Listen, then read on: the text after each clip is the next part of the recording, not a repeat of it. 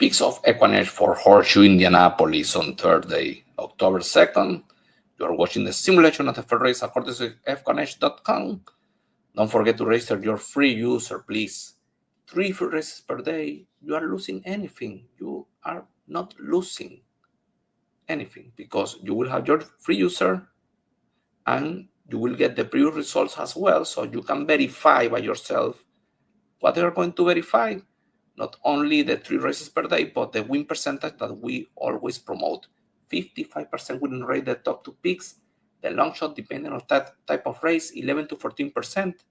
And you have the win percentage, that is a probability calculated based on stats and help you find out how equalized or how polarized is a race in a quick way. And when you match this with the Scotty picks and the other metrics like the pace, the initial speed, that you have this graphic also, and the SOR, the competitive level of each horse, higher means we're facing tougher competition.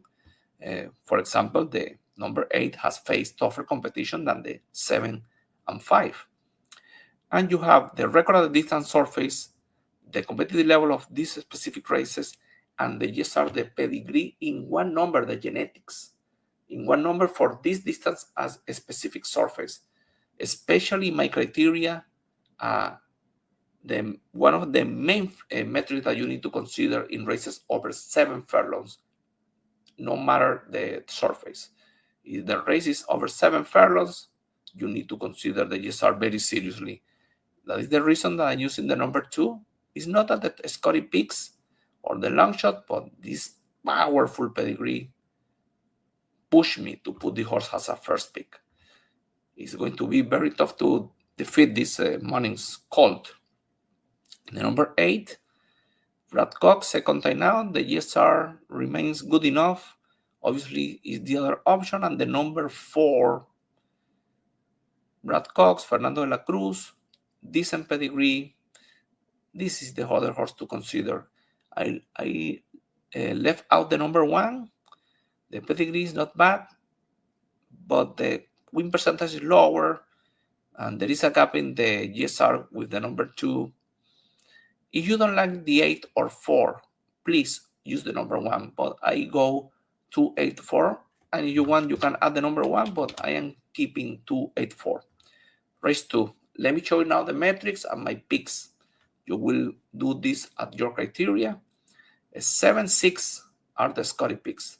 The win percentage, as you see in the screen, and my picks: 7, excellent GSR, and a dominant victory, and a lot of speed. Enemies: 4, first time on turf, the GSR goes down. That is something that you don't desire to happen, but has a speed and has a good win percentage. It's a short distance, maybe can afford that dropping in the GSR. Obviously, the 6, a much better GSR, good victory last time out, and the 2, first time at turf, the GSR is dropping a bit, but with opportunity. In race 3, 4 and 5 on the top. No, the number 1 is the long shot. I like 6, 5, 4.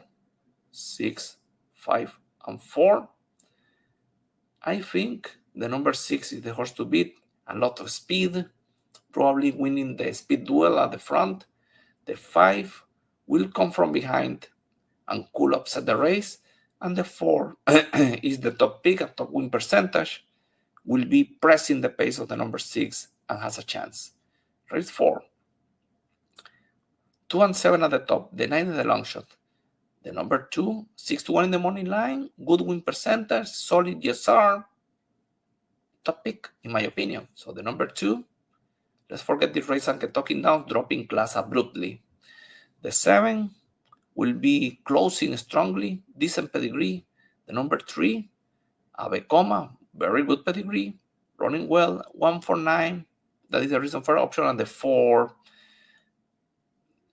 decent GSR as well. There's Musen Duo, and it's coming for a victory in a weaker level. That is the reason, like a 4 option, to see how he improves. Race 5, 1 and 8. The 5 is the long shot. 1, a solid win percentage. The thing is that there is 2 horses here. The number 6, Life of Joy, a one runner from Badcocks, and working very well. And the number 8, second pick here, Rose Parlor, William Golden, very effective and working extremely well. The number 1 is a top pick, but he looks vulnerable despite all this. So I will use the number 1, but the 6 and 8. I think this is a race for first starters, is what I think. And the number 2, fifth first time out, but now going to a mile. The GSR goes up 14 points. He's a curling. Jeff Hiles, 31%, 12-1 in the money line. Think about it with the number 2. Race 6, 12 and 7, 6 the long shot. The 12, returning to turf, will come from behind at this level, looks strong. But the number 5, top pick, because this horse has tactical speed, almost a winner last time out. The 7, good GSR. He has the Machalier, the stallion, one easy last time out. Obviously, this race is tougher, but this horse looks very sharp in this moment. And the number 6, he won previous to the last one, then finished 5th. I have my doubts, but this horse is the long shot. Let's put him as a 4 option. Race 7, 2 and 1, 8 is the long shot. A tough race. Obviously, the GSR is very equalized.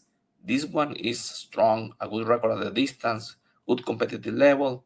So I will use the 8, the long shot for sure. The number 2 to a strong victories at this level. The last one, a must, is this horse and has tactical speed. I mentioned the 8, a powerful pedigree, 2 victories, a Colonial Downs, very competitive horse. The number 3, he was a scratch on October 1st, and they are looking the race to take the victory with Fernando de la Cruz.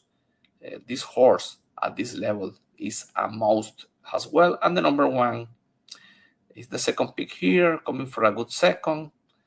He has enough to take the victory, but apparently the 2, 3, and 8 are a bit over him. I will combine the 4 of them, 2, 3, 8, 1. Race 8, 7, 1 at the top, the 5 the long shot. These 2 horses are at the top in the win percentage, so I believe the number 7 is the horse to beat. The number 1 will try to close in the final stretch.